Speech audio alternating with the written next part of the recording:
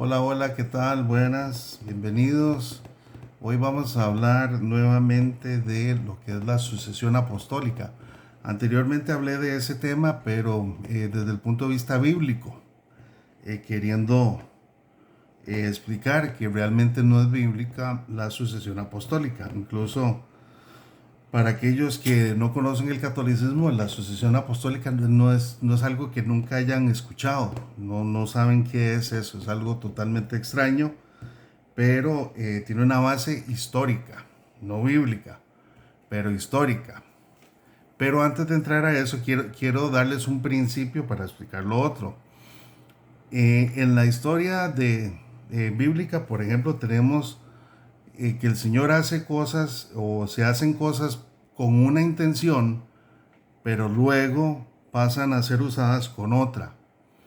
Un ejemplo, cuando Israel estaba en el desierto, estaban siendo, el relato dice que estaban siendo atacados por serpientes y que morían. Entonces Moisés ora al Señor y Moisés elabora una serpiente de bronce para que esta serpiente sea vista, nada más dice la palabra, que fuera vista, que fuera levantada esa serpiente, fuera vista, y en ese ver la serpiente las personas iban a ser curadas, libradas de la muerte. Amén. Pero eso ocurre con Moisés, obviamente. Siglos después, en el relato de los reyes, en Segunda de Reyes 18, verso 4, está hablando de un nuevo rey que hace toda una limpieza. Y entonces habla de que está quitando altares y ídolos y cosas así.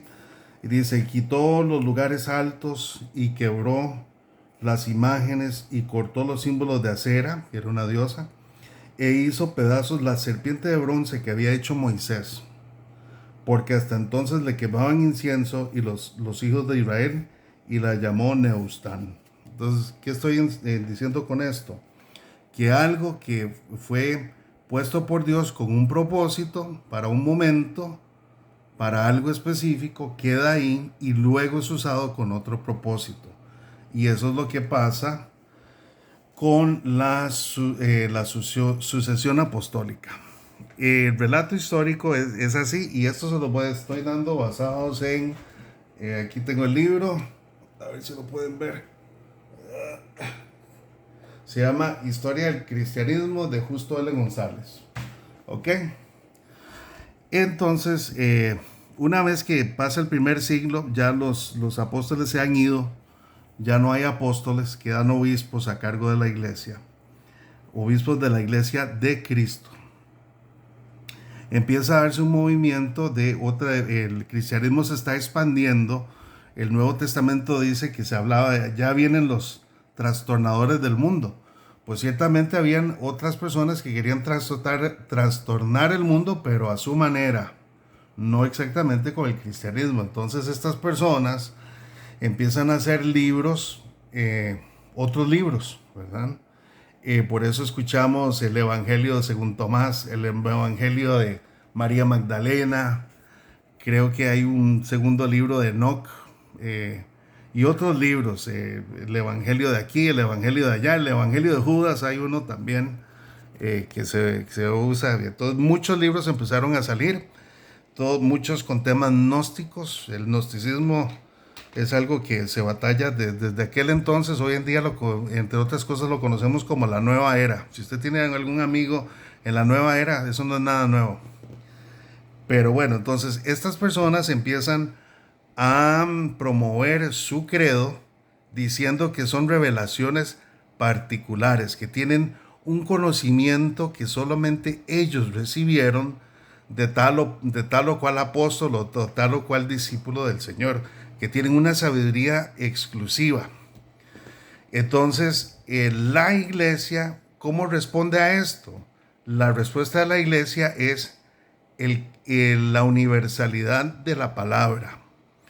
De ahí es donde viene la palabra católico, cuando los católicos piensan que católico quiere decir que la iglesia está en todo lado, que es universal en todo lado. No, históricamente el término católico o universal quiere decir que lo que se considera universal es la escritura, el todo de la revelación. ¿Por qué? Porque habían estos otros grupos que estaban hablando de una exclusividad. Entonces, en oposición a eso, la respuesta de los obispos es, no, nosotros, el cristianismo es de la totalidad de la revelación. Entonces, ¿qué usan ellos como criterio para legitimizar el cristianismo? Usan lo que se llama históricamente sucesión apostólica, que es decir, que tal obispo fue obispo del otro y del otro y del otro hasta llegar propiamente a los apóstoles, para decir, en Roma tenemos tales libros porque vienen desde los tiempos de Pedro, para decir que en Corinto tenemos estas cartas porque vienen desde los tiempos en que Pablo escribió, para decir esto y lo otro. Entonces, la sucesión apostólica es para dar legitimidad a la universalidad de la escritura, para defender que la escritura es del todo, en oposición a la exclusividad gnóstica y de otras herejías que habían en el momento. Entonces se estableció con eso, ese fue el propósito y fundamento. Con el tiempo, este concepto de sucesión apostólica ya no se usa para eso. Como lo reitero, al punto que muchos hermanos evangélicos no tenemos mucha conciencia de lo que es. Y entonces de pronto nos sale un católico y nos dice, no, es que nosotros sí tenemos sucesión apostólica, porque mi cura le pusieron las manos del otro, del otro, del otro, del otro, del otro, hasta llegar a Pedro o hasta llegar a algún apóstol. Bueno, la sucesión apostólica nunca fue para dar legitimidad a las personas. Se estableció para dar legitimidad a la escritura.